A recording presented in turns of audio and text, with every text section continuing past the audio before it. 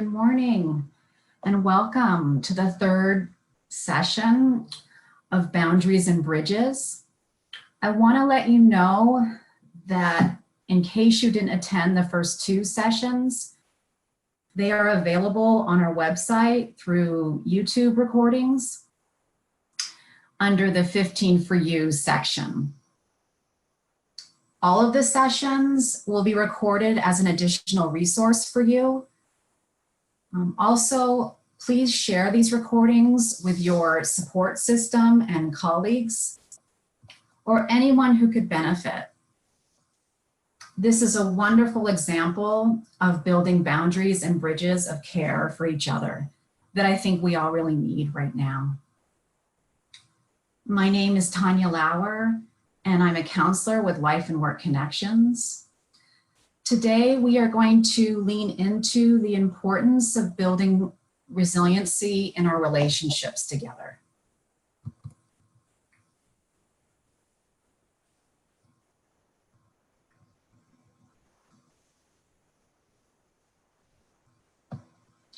We're going to begin with self-compassion. And what I'd like to do is take a few moments and pause and breathe together. 3 deep breaths. I'm going to put my hand on my heart. You can find your own way, your own style, but let's begin with 3 deep breaths.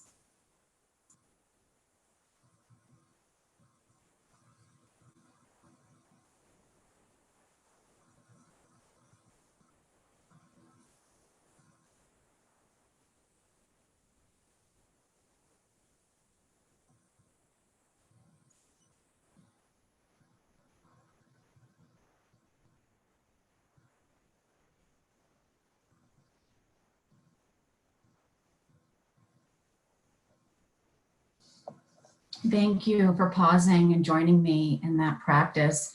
And my hope is that you can pause throughout the day and slow down and breathe.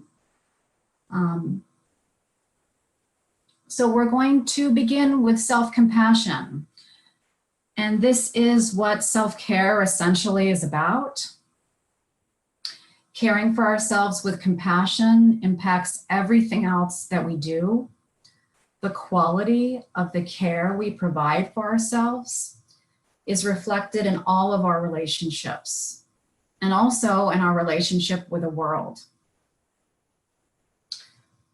In case you aren't familiar with the concept of self-compassion, Kristen Neff developed these 3 components, and it's a nice way to break it down and really have a way to conceptualize it. So the first piece is self-kindness. So being more kind more often to ourselves. And this is with words and with actions. So really noticing our internal dialogue and changing the script when it starts to get too critical and softening, kind of like we would speak to a close friend. The second component is humanity. Some may believe that self-compassion can sound self-indulgent or even selfish. The opposite is actually true.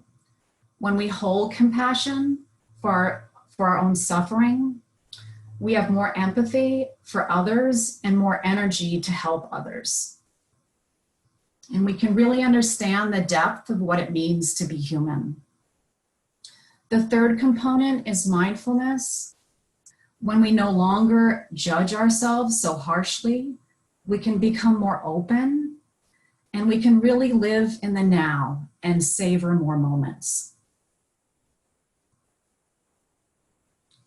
All right, so we're going to put this self-compassion into action right now together. What I'd like you to do is grab your phone. Most of us have our phones within reach, so go ahead and pick it up. If for some reason you don't have your phone nearby, you can use a pen and paper. That's fine. What I'd like you to do is to send yourself a text. And yes, we can text ourselves if you haven't tried before. If you can send yourself something compassionate, something kind, something that you appreciate, especially in the recent future, about you and who you are and what you're doing to help yourself. And I'm going to do it too. So let's just take a few moments. And this is our self-compassion challenge. So writing a text and hitting send. Let's do this.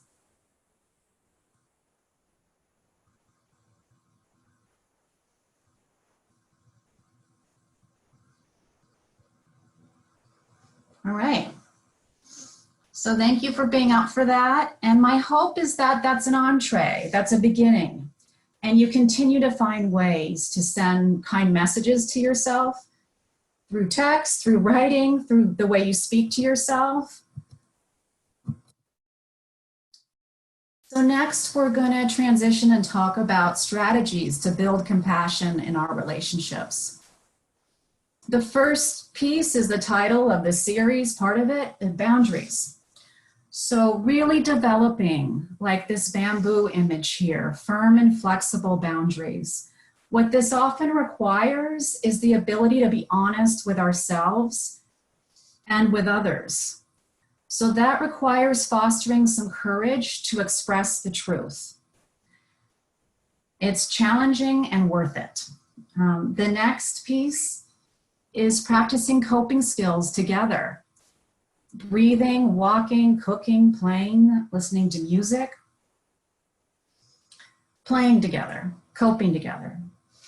If you are a parent, you can practice coping skills with your kids. Keep in mind that we unlearn mindfulness. Children are experts. The way they play in a pile of leaves for hours, the wonder they have looking at bubbles, that's something that we can all practice and feel better for. Whether you are a parent or not, we were all children once. And dropping into the truest part of ourselves before we develop judgments and defenses, we were all once a mindful child.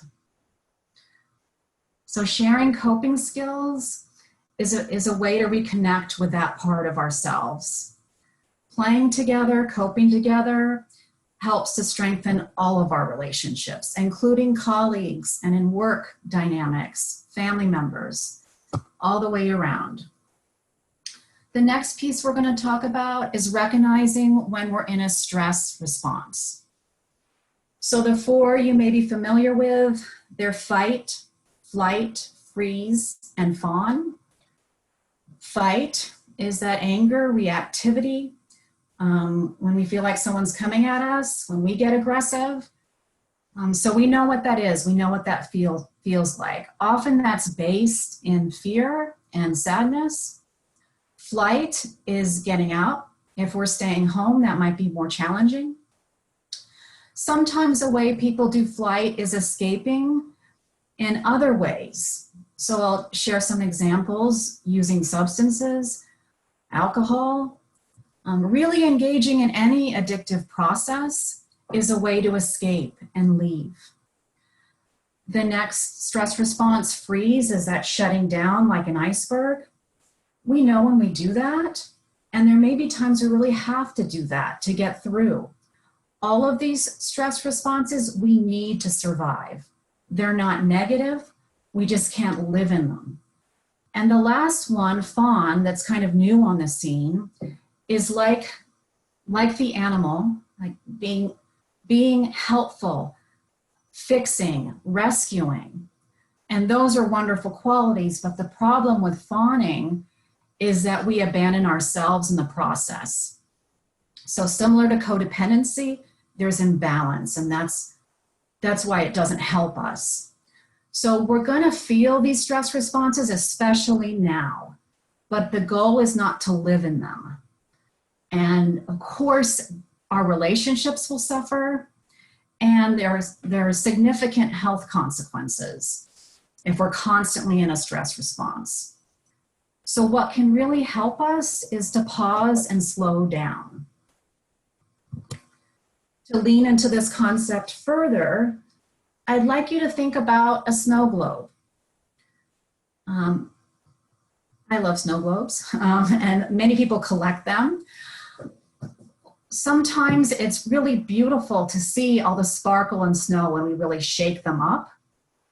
But often we're living in a state of being like a snow globe that's shaken up in a frenetic, busy, stressed out way. And again, the problem is when we're in that state 24/7, we can't see the beauty and the truth of the figure that's inside the globe. So the goal is to slow down and to settle, let that snow fall, and to really see each other and to understand each other and to listen and support and appreciate and have wonder.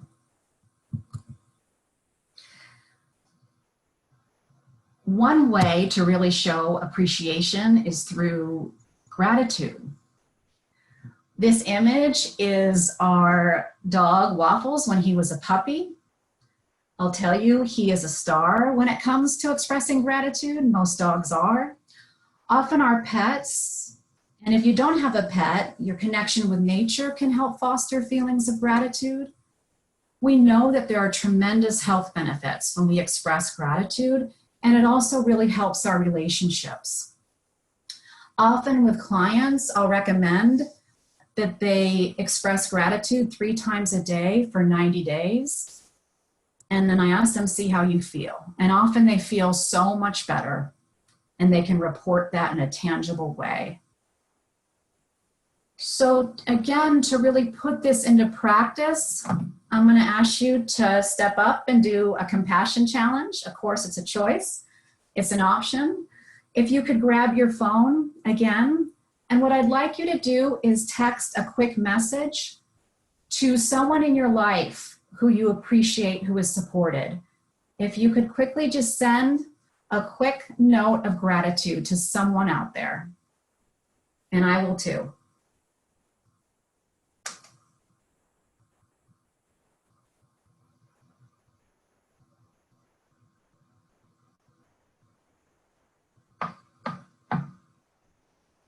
All right, great. And just like with the self-compassion challenge, I hope that you continue to do this through text, whatever means feels comfortable to you, in person. It's so important to develop different practices that we can have in our repertoire that we can lean into when we need them, and they really help us feel better.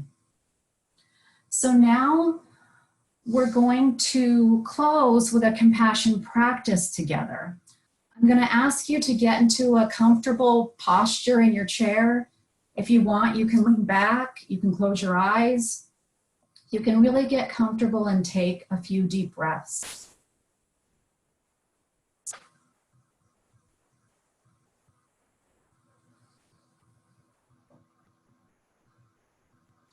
I'd like you to imagine a time when you were really kind to yourself. This could be for a couple moments or for years. And breathe. It could be when you were a child, standing up for yourself. Or as an adult, when you knew you were honest and authentic and true to you. Remember this feeling and breathe.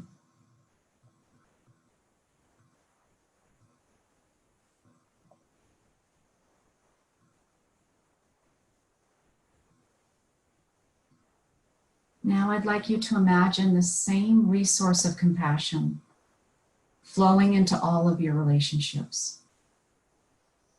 And breathe.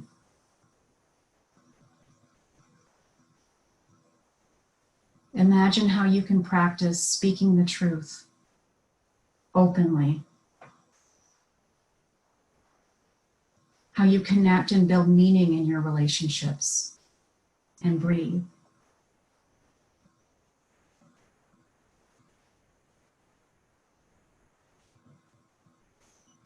Now I would like you to imagine and visualize how the ones around you would respond to receiving your support and compassion.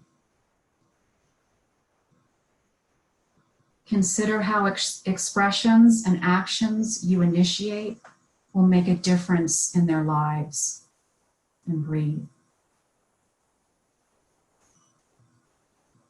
Imagine your compassion continuing to flow into all of your relationships. And breathe. When you're ready, you can bring your focus back to the screen.